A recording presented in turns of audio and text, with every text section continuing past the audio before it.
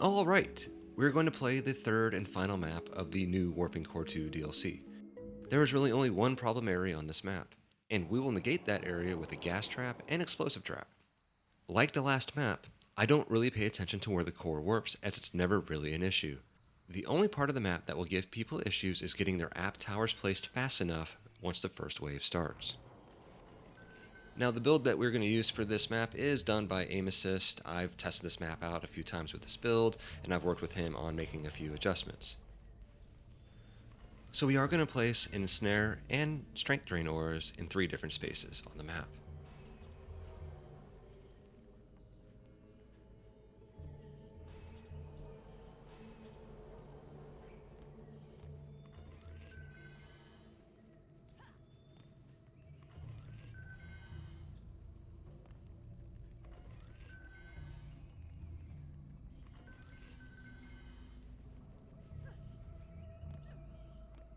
We will follow that up with 3 buff beams.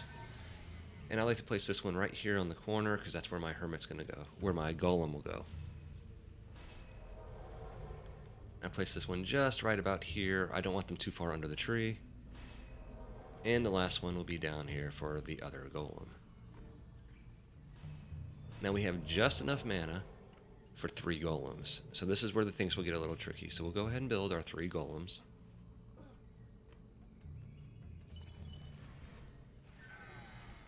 So we're going to go ahead and rebuild our 3 golems. I put one right here.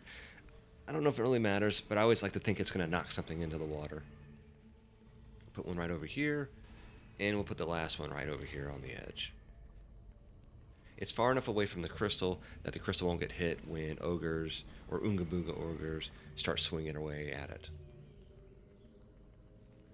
So now what we need to do is we're going to go ahead and swap to our adept, and we're going to go ahead and bring our tower boost monk in. And this is where things will have to be very quick. All of our app towers are going to go in this middle section. We're going to take our tower boost monk over here, and we're going to start shooting. Our goal was to get enough mana to build the LTs first.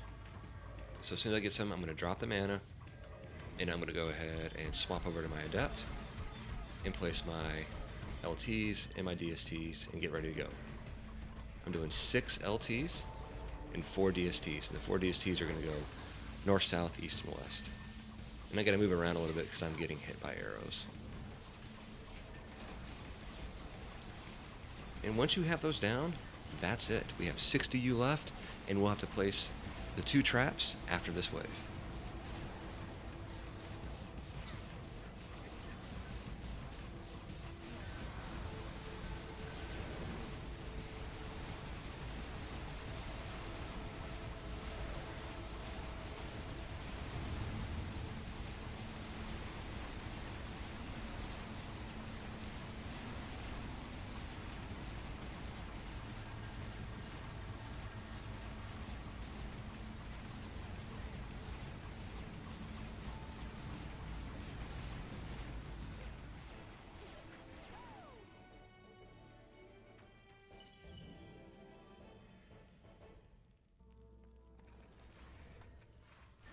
Now we're going to bring our Huntress in because we got to build those last 2 traps. Your core may warp to this one spot right here, and this is the one area where this is the only area I've ever actually had my core hit. So I build a gas trap and an explosive trap right there just to deal with those mobs until the LTs or DSTs have a chance to take care of them. And that is the build. At this point here, you've won the map. Tower boost, upgrade, and do your thing.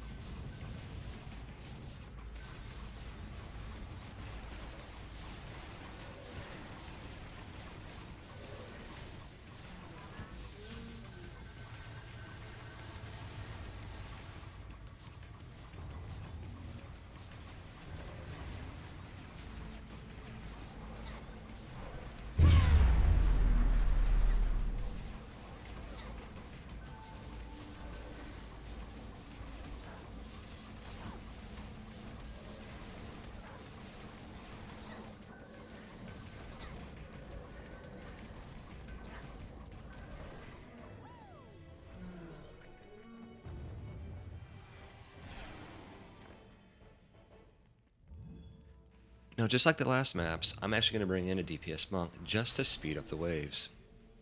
Your DPS monk is not needed. You could bring out a summoner if you wanted, but I bring out a DPS monk just so I can help kill the ogres at the very end a little bit quicker. No other reason than that.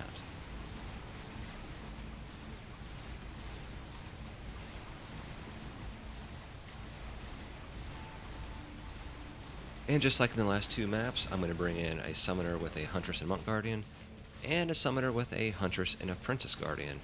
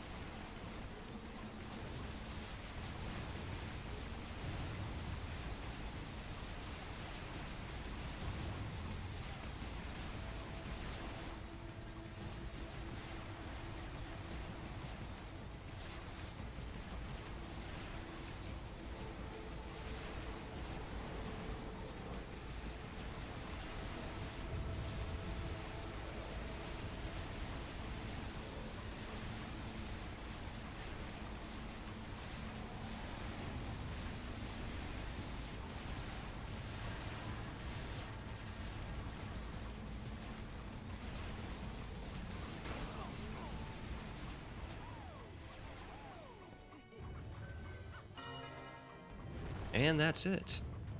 8 more accessories. Let's go ahead and check the item box. We'll check out the accessories.